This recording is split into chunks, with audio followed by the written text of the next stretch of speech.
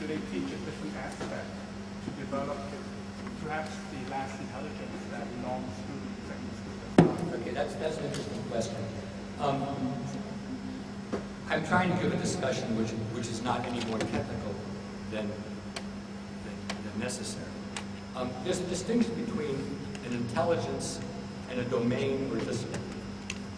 An intelligence, as this gentleman said up there, is kind of a computer with a certain amount of potential. So if you have a high linguistic intelligence, it means you'll learn language kinds of things pretty easily. If you have a low spatial intelligence, the way I do, you keep getting lost when you walk around the school. So your computer isn't very good. A domain or discipline is an organized activity in a society. So every profession is a domain or discipline. You're in the sugar business, right? So that's a domain or discipline. In school, we learn lots of domains or disciplines. We learn science, we learn history, we learn mathematics, we learn music. To learn a domain or a discipline, you have to use your intelligences. But you have a lot of flexibility in which intelligence you use. So if you're learning science, you might use linguistic intelligence more if you're more language oriented. You might use logical mathematical intelligence more if that's your strength. You might use naturalist intelligence more if you're very good at classifying things. That's what naturalist intelligence is about. So if you ask me what intelligences are involved in teaching religion, I would have to say, number one, what is the course like? What are they doing in that course?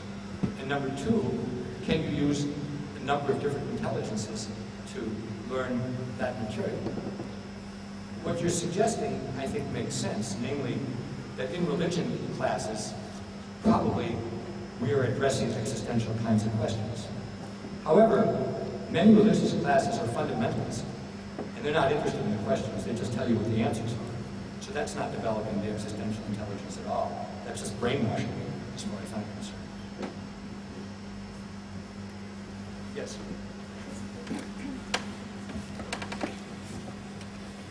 Just wonder, the small class is good with a good teacher that can individually teach students to understand the subject in different ways.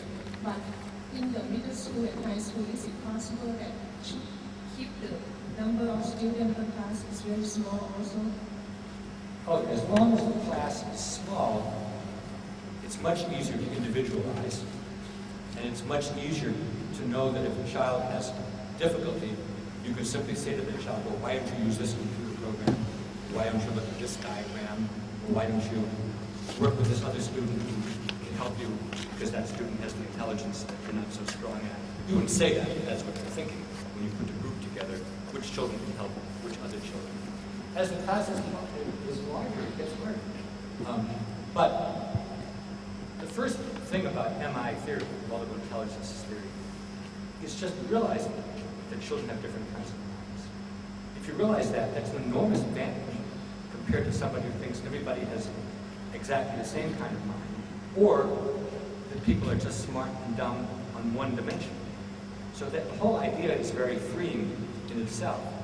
And I always say that as a teacher, you can't be defeated by the size of your class.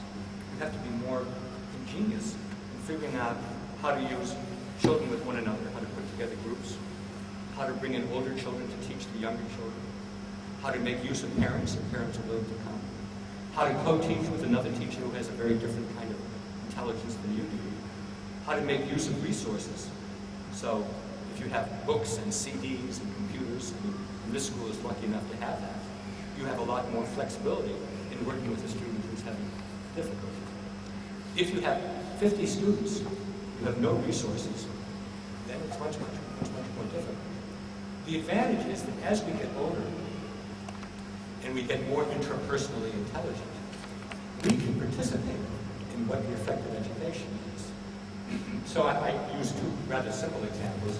When I read a science book, I always read the text first, and then I look at the pictures and diagrams. Many other people would do the opposite. That's an important thing to know about yourself.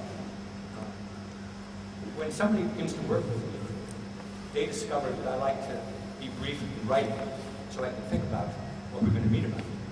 That doesn't help a person who doesn't want to write to me and wants to come in and talk to me for 15 minutes and expect that I answer them on the spot. That's not a big thing. That person, if they have intelligence about me, they learn how to have an effective encounter with me. I'm going to talk, I think, on Friday about how to change somebody's mind.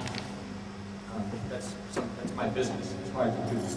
But I learned one interesting trick about changing people's minds. Encounter them in a place where you don't usually encounter them. Because if you encounter the person in the same place, you're arguing with your spouse at the table, or you're trying to convince your employer in his office, all the old routines recur. So twice in my life, when I wanted to persuade my boss of something, I arranged, without my boss knowing, to sit next to him on an airplane. We get a totally different kind of venue, and we could have a long conversation without the usual distractions of telephone. There was no internet. So what I'm saying is that as you get older, the more you know about how you operate, the more you can be a partner in individualizing your education. Yes? I would like to ask, for example, my son is a little bit pretty independent. Your son is? 13 years old. And okay, we know that he has some weak point and strong point and weak in school. So as a parent, should we encourage him in the weak point or strong point? Because we cannot choose both because, Thailand has no limit, cafe and everything. So he has very limited time at home, Sunday and Saturday. So of course we want to choose both, weak point and strong point and encourage. But should we choose which one is best, the first priority? This question was also raised by the teachers the other day. And I'll tell you my own answer to the question. But I have to first say, this is not a science question. This is a value question.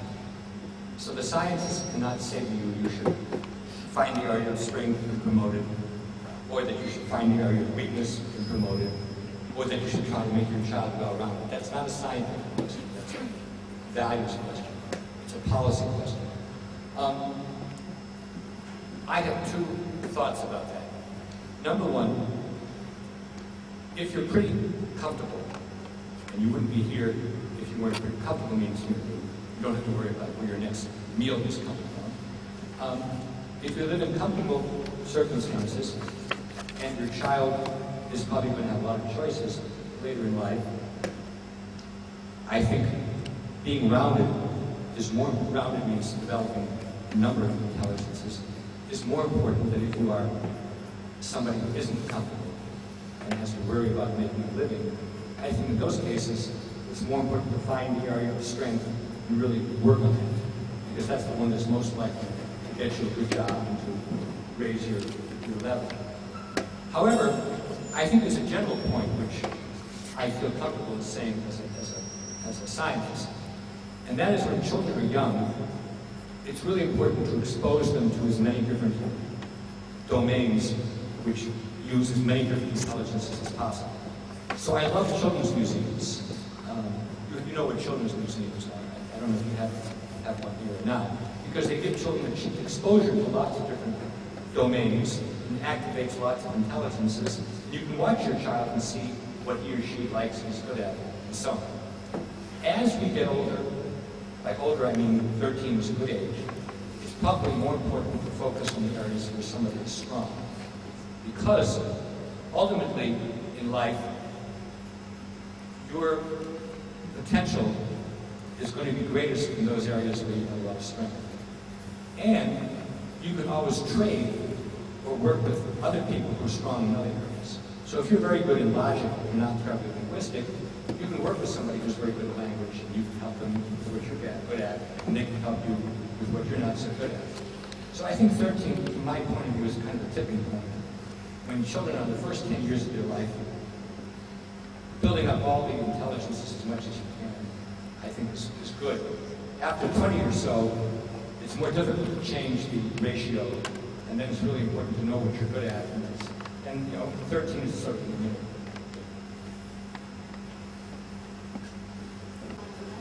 people, the basis of the IQ. But I think I saw a lot of high IQ people like PhD, they end up like working, they lack of what we call interpersonal, in the sense of not associating with the peers, the colleagues, they have difficulties to deal with. So I think I wonder, is that IQ is more important than EQ? Okay, well, I was going to say EQ, but you said it first. EQ is actually a term made up by, I think, Newsweek magazine as a shorthand for emotional intelligence, which became very famous in the last decade. And emotional intelligence is understanding yourself and other people, and being able to work with other people, and being able to correct things in yourself which you need to correct. And within business now, there's a general realization that the IQ can be sky high, but if the EQ is not good, people get into a lot of trouble, and they may well fail. We have a president at Harvard now, who I'm obsessed with, where I teach, because his IQ is so much higher than his EQ. And those of you who read the business pages will know about the recent fall of the head of Hewlett-Packard, Carly Fiorina, who seems to have been quite insensitive to other people and too much about herself and not enough about other people. I think that people sort themselves in terms of the kinds of jobs where their abilities help them succeed and where their weaknesses don't get in the way. So if I can use the president of Harvard as an example, he's a brilliant economist, and he probably should have stayed an economist. As president, he has to spend his time trying to convince people of things without being able to fire them, and his lack of EQ gets him into big trouble. But when it comes to children in schools, I think that when schools focus too much on the academics and they lose track of the social and emotional aspects, they end up having children who might get into the best colleges and universities, but once they go into the world, they often fall on their face very quickly. Indeed, if I can make a general point, failing when you're young is very important. You need to fail at things and be able to pick yourself up and start again and not think the world ends because something didn't work out. And so I think skilled teachers and skilled parents are always raising the challenge, not so the child fails all the time, that would be disastrous, but if the child is succeeding all the time, that's a very misleading view of the world, because nobody can succeed all the time. And we talk about flow, which is the psychological state where the challenges and the skills are kind of enmesh. If the challenges are too great, you become anxious and stressed and you can't perform well. If the challenges are too modest, your skills are too great, you become bored. And so school and parenting is an exercise in always providing the right degree of stimulation to challenge. And our job is when the child fails, is not to hit them or to say, give up and do something else. It's to say, what didn't go right and how can we do it better next time? And maybe make it a little easier and give it a little bit more support. And I think that builds up the social and emotional intelligence. Did I answer what you were asking? Yes, back there. Are there any relation between the birth order? Because I have 3 kids, the daughter, son, middle one. Yeah, the question is about birth order and intelligences. And that's a very interesting question. And we actually know something about that. There is no reason whatsoever to think that the second born has any kind of different potential just because they're second born. Because after all, the egg and the sperm don't know if you're firstborn or lastborn. But the new scientific evidence is that natural selection, which is the theory of evolution, applies not only to species on the planet, but to children in family. So when the first child is good in something and makes that his or her own territory, the second child is motivated to do something different. Unless the second child really feels that he or she can do it better than the first child. And usually that's not the case because the first child is older, it's had the parents' undivided attention, it thinks it's the king, as the firstborn does. So what we find is that children are like animals in a complicated environment. When one child takes over one territory, the second child looks for another territory, and the third child looks for a different territory. So their intelligences are likely to be different, not because their biology is different, but because they don't want to fail at what their sibling is better at. Now, of course, this doesn't apply to any particular individual family. I'm talking about over large numbers of families. That's what the statistics will show. Do you have an observation about that of your own? I think, but in my case, the second child is the son, so he could be the eldest son in the family. The second child is... the son. Oh, well, that's more complicated. He could be the eldest son in the family, so that might solve the issue. Or That's right. When you factor gender in, or distance in time between birth order, or resemblance between a child and a parent, all those things complexify the issue. Yeah, I mean, for example, am I a firstborn? I don't know. The reason I don't know is I had a brother who was killed in a sleigh riding accident when my mother was pregnant with me. So technically, I'm not a firstborn. I had the shadow of my dead brother hanging over me when I was young, so that made me a super firstborn. So I mean, these are not simple questions. I was giving you a statistical answer. But on the average, secondborns try to differentiate themselves from firstborns, and that we know. Yes? Do you think it makes a difference how people think about things as fate, if you think about Western and Eastern world? If we think about the Western and Eastern world, about How people deal with fate. Oh, fate. Yeah. Fate.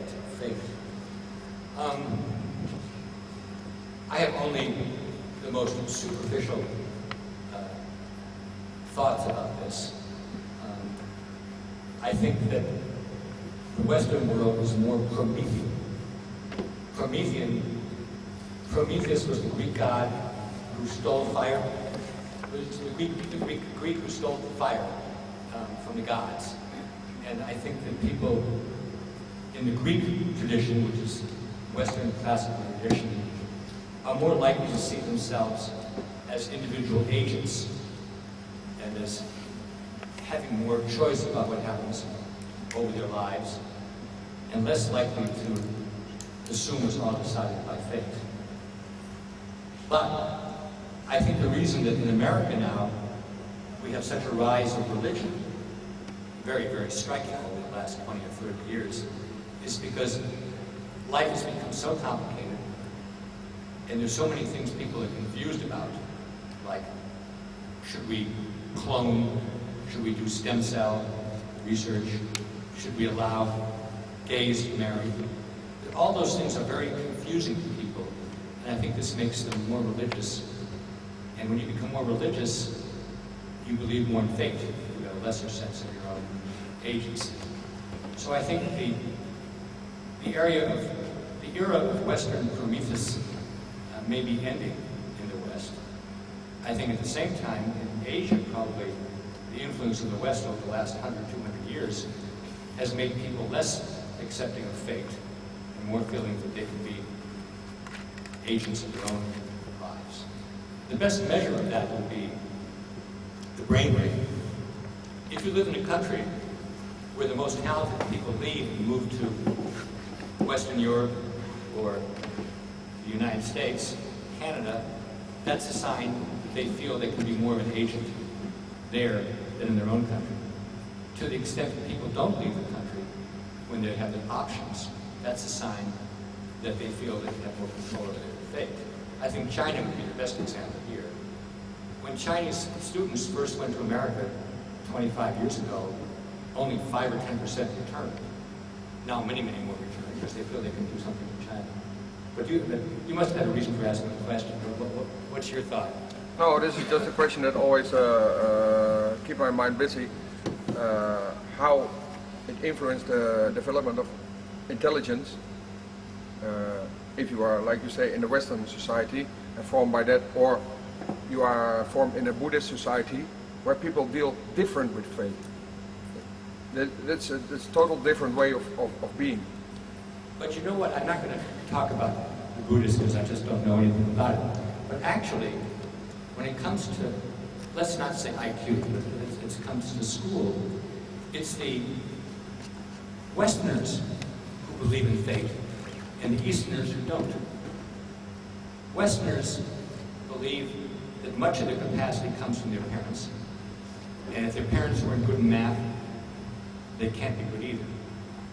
Easterners, this has been studied particularly in Japan, but I'm sure it's true about Korea as well, feel that how you achieve in school is a reflection of your effort. So there's a saying in Japan, fail with 5, pass with 4, which means if you're lazy and insist on sleeping for 5 hours a night, you won't do well in the exam. But if you push yourself harder and sleep only 4 hours, then you will do better in the exam.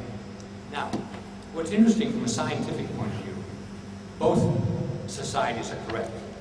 Namely, it does matter who your biological parents are, and it does matter how hard you work. But the Eastern view of that is much healthier, because it suggests that you can control your fate. And the Western view, the IQ view, so to speak, is not, the IQ is in your genes, is not a healthy. Now, of course, this is, I'm complicating the issue, but it would be a good examination question. Why in the part of the world where people believe that in big issues they can't change things, they do believe in the power of personal effort, whereas in the part of the world where people think you really can change the world, they often feel constrained by their parental inheritance? That would be an interesting question to think about. Yes? In general, is there any difference between the men and women? Are there any more prevalent intelligence in one particular species compared to the other? Yeah. And the second question is, how can each parent help to develop the intelligence of a child? Does a good relationship between the mother with the child and the father with the child develops a certain intelligence in them? Okay, 2 questions. One on gender. While I didn't study gender myself with respect to intelligences, it would be uncontroversial that men would be better on spatial tasks, and women would be better in language and interpersonal tasks. But the question is why? And the reason, some of you may know, the Harvard president got in such trouble recently, is he said the reason we don't have more women scientists is because women innately can't do science, which was a really stupid thing to say, and he deserved all the trouble he got into. The fact that we have fewer women scientists now can be due to 100 factors, and you don't want to assume that it's because it's equal. So when it comes to the intelligences, there might be inborn reasons why women are less good at spatial tasks and better at language tasks, but there could be cultural reasons as well. And in fact, if you look at Asians in America versus Caucasians, the gender difference in math is much smaller for Asians.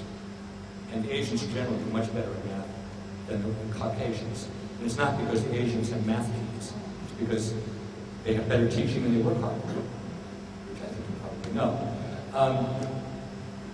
I mean, if we want to know in America, this is sort of a joke, if we want to know in America how well a school is doing, we ask how many Jews and how many Asians we have, and that's probably a very good measure, But it's not because their genes are different, it's because they have a long tradition of families working hard on education. Which gets to your second question. I think by far the most important thing for any child and parents to have a good relation, to love one another. It's so much more important than anything else. And it's the longest lasting. And it's much less important whether you can teach your child English or algebra than that you have a good loving relationship with your child. They're in common. One is so much more important than the other. However, parents can show their children the importance of education by being interested in what's going on in school, by being helpful when we can, and at least by being supportive when we can't. I mean, my mother sat next to me when I played the piano. She couldn't play the piano, but the fact that she supported me, I noticed it. And, you know, my father helped me learn Latin because he remembered some Latin from school, but if he hadn't, you know, the fact that he was interested would have been important to me. I don't think that the parent's job should be a substitute for school. I think school is the place where young people go to learn disciplines and to learn languages. But obviously, if you can help your child, you should, but you shouldn't do the homework for them. You shouldn't feel badly if you can't help them, but you should feel badly if you don't show any interest, because you should be interested. And kids love to explain. I mean, you know, if my child came home with a magnet question, I would love to be able to say, well, I don't know much about magnets. I don't know what to do. What do you know about magnets? And let's look at magnets together. Let's try. And you can do that even if you don't know anything about magnets at all. As to the question of your child and intelligences, and I see it's after 10, so maybe we should wind down. The big problem with parents is what I call narcissism, which means thinking too much about yourself and not enough about your child. So, what I call positive narcissism is if you say, the one thing that I was good at is chess, and I'm going to make my child into a good chess player, whether or not the child has any interest or any aptitude in chess. Negative narcissism is, the one thing I couldn't do was play chess, and therefore I'm going to make my child into a chess player. Those are bad things. Having children shouldn't be about you, it should be about the child. What you should be doing is to try to understand your child as much as possible, what he's good at, what he's like, what he likes, what she is excited about, what she wants to know about. And you should be helping the child explore those avenues. There's no question that it's easier to be a parent if your child is very good at school. It just is. It's also easier to be a parent if your child has exactly the same profile of intelligence as you do. Because then the things that you like and are good at will be the things your child likes and is good at. But we don't clone.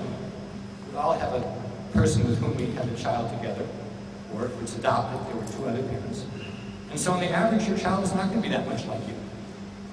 And your job as a parent, I believe, is to know your child well and help him or her develop his or her potential rather than trying to make another person just like you. So that's my own view. But that's a value judgment. You could decide that as a parent, you want to make the child just like you, in which case I would say good luck. You probably won't succeed because the chance that the child is just like you are not great. Let me ask Barney, are there other things you want to bring up before we bring it to a close? Your latest interest.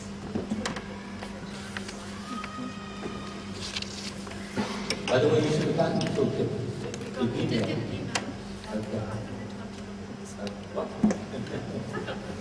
Email is terrible, right? They mentioned they're interested in something yesterday. I email my office, and then they can send a whole bunch of things, and I say, what, you haven't read it? Yes. I'm very nostalgic for what we call snail mail, where you put something in the mail, and you knew for the next week you wouldn't have to worry about it, because the person would have to, you know. Anyway, I worked on multiple intelligences on creativity for many years, but over the last 10 years I've actually been working in the area of ethics. And that's because I believe that we don't need a world with more intelligent people. We don't even need a world with more people who are musically intelligent or bodily intelligent. We need people who are intelligent, who use those abilities and skills to help others, and to help the planet.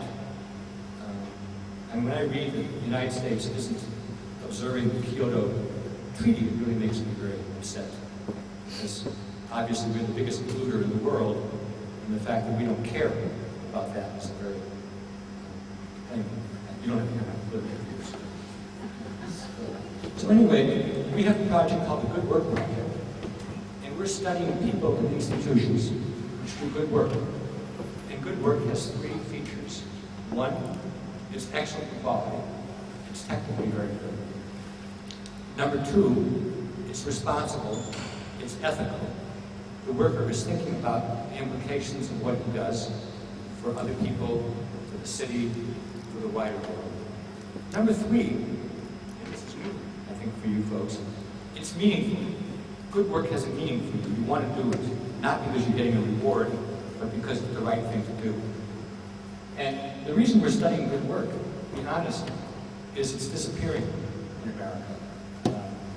Professionals are behaving only in their own self-interest, trying to make as much money as possible before they die, and they're losing track of the other people and the rest of society. It's a very upsetting experience. I'm old enough to remember when there was more good work, and so I'm trying to bring good work to the attention of people. That's why I was very impressed in the Philippines by the award, not just for people who were high in these intelligences, but who used their high intelligence to save the rainforest, or to work with poor children, or to bring democracy to their country. More recently, we've studied young children, children from 10 years up, for what we call the making of good work. What makes for good workers. And we've written a book about this called Making Good. And the book is interesting because the book says, our findings, that young people know what good work is. They know the difference between somebody who cheats and cuts corners and somebody who doesn't. And they would like to be good workers. But many of them feel they can't afford to be good workers because they think everybody else around them is cheating. And if they don't cheat as well, if they don't cut corners, then they will be topped, beaten by people who are willing to cheat. In fact, I was reading this morning in the newspaper that most people who work for corporations, and I bet most of, how many of you here work for corporations? Not that many. Well, most people who work for corporations believe that most people who work in a corporation fake their expenses.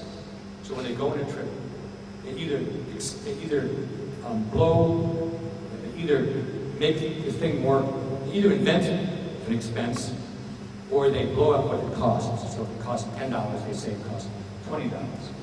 Now, of course, nobody knows whether other people are cheating on their expenses. But the fact that most people think other people are cheating is very bad, because then you say, if I don't cheat, then I'm being taken advantage of. And I hope you don't say that. I wouldn't say that, but many people would. So, we developed something for young children called the Toolkit.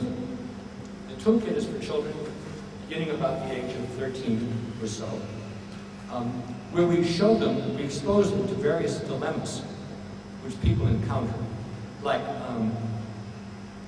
when a teacher accuses a student of cheating, but the other student knows there was actually somebody else who was cheating and copied for that student. That's a moral dilemma. Do you say, well, she didn't cheat, it was actually him? Or do you keep your mouth shut because it's none of your business, it's your friend? You know, this is a moral dilemma. So we have the children discuss these moral dilemmas. We guide the discussion. If certain points of view aren't brought up, we bring them up. And then we try to figure out with the children what would be the best thing to do, what would be the right thing to do in the case of the cheating like that. I mean, I don't know the answer, but one thing is you might go to the person who actually did the cheating and say, you know, this person is being accused because of what you did. That's not right. You have to correct that. And if not, say, well, you're putting me in a difficult position. If you don't do it, then somebody else like me has to. I just made up that solution, whether it's the best one or not. Anyway, fascinating finding about this toolkit. Number one, students really like it. And I didn't expect that. I thought they would find it to be moralistic and preaching. But I think the students all see the huge disconnect between what their parents say they should do and what our leaders say that we should do and what they're doing themselves. So they're seeing this huge moral gulf. Number two, again unpredictable, the teachers are finding this useful for their own work. And they're sitting around discussing the cheating dilemma. What would they do? It's not just for the students, it's for the teachers. And third of all, we can't answer all the requests we get for the toolkit. The toolkit's not even done yet. It's what we call it in beta form. It's huge, but we're still revising it. But people want it, they're hungry for it. And now it's in Thailand, or at least we have some sample elements, and in a year, we will probably have it on the web so anybody can use it. So that's one thing I think I'll add. I'm getting kind of tired, so I think probably we should stop now. But if anybody has a couple of questions, I'll be sitting down, you can come up. So thank you.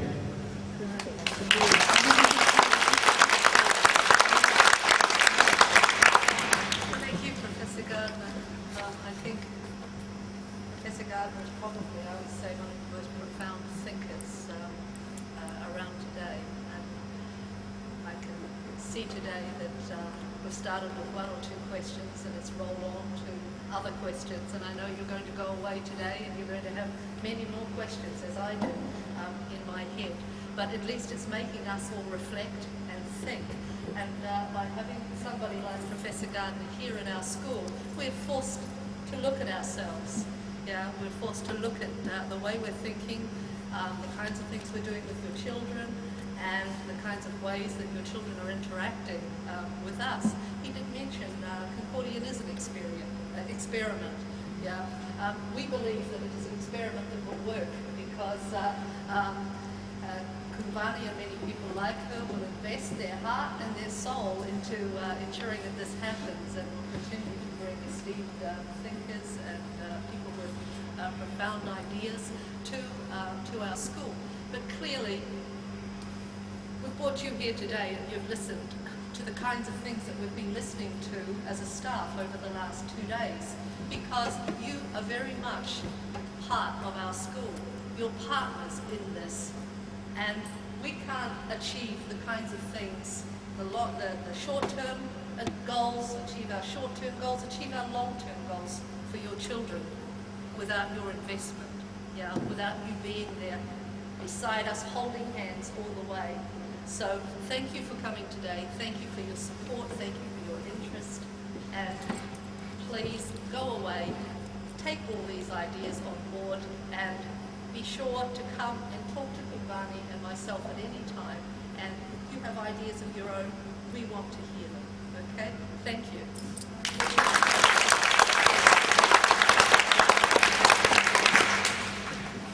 One of the reasons I bring many students or researchers to the school is because constantly I want to make sure else can improve. So I want to know, that I don't just bring them some famous people so that the school become famous or keep your interest. But I bring them to every classroom that they want to see at any time. Because I also want to know. I'm doing my best. And what else I can do to make it better. Okay.